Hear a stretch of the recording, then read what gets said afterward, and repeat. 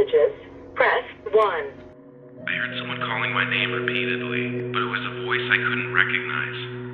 I opened my eyes and looked around.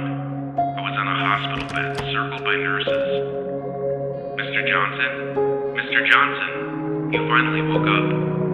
I can see that the effects of the drugs are wearing off, and you're finally getting better now.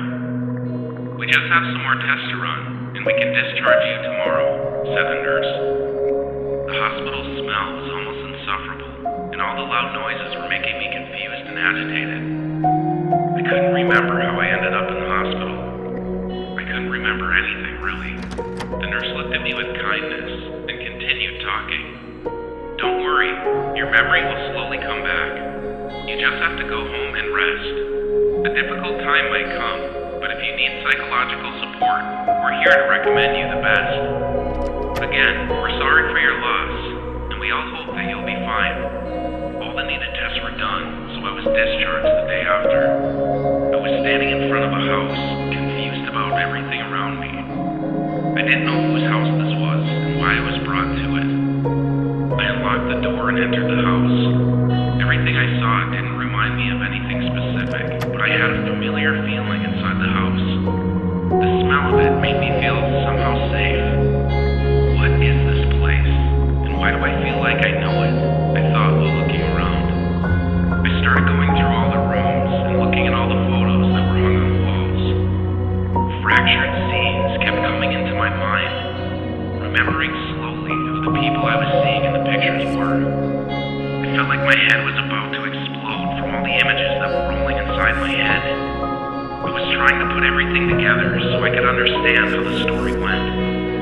The memories that I got back were not the best. I remembered my family, my wife Gloria, and my 2 children, Luke and Lucy. My relationship with Gloria was not the best lately.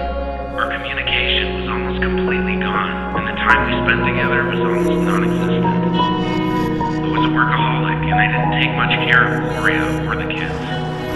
Gloria was always tired and upset, worn by the family situation. We got into fights every time we got a chance because everything Gloria wanted from me was to at least try to take care of the family. On the other hand, I loved working as much as I could, and I considered that I was caring for the family. I have to admit, remembering all these things made me feel guilty. Seeing Gloria upset every day was never what I intended, but that's just how things always work between us. I didn't only have a bad relationship with my wife, but also with my son. Luke was a teenager, and he loved going out late at night and locking himself in his room. Luke didn't really listen to us. He liked being a rebel and only doing what he wanted. The problem is that I didn't really try to fix the relationship with my son, Gloria being the only one that was taking care of Luke's education. I was always working, and when I wasn't, I never really got the necessary power to have that discussion with him. Luke was rarely with us because he was rarely home. He never ate with us or talked to us. When he was home, he was either playing video games or playing the guitar, but not leaving his room. I always put this behavior on the fact that he was a teenager, but now that I'm thinking about it, this was something that needed to be talked about. Lucy was the only one that everyone got along with very well, because she was still a very little child. Lucy was the kid that every parent wishes for. She rarely cries or complains about anything. Always happy and smiling, Lucy was the only one that made Gloria feel better. Her always cheerful giggles around the house made Gloria smile and forget about all the other things she didn't like. But where is everyone? I thought looking at a family photo. As I was looking through the kitchen, I saw a half-drank coffee cup, and I remembered that I left that there before we went on our family trip.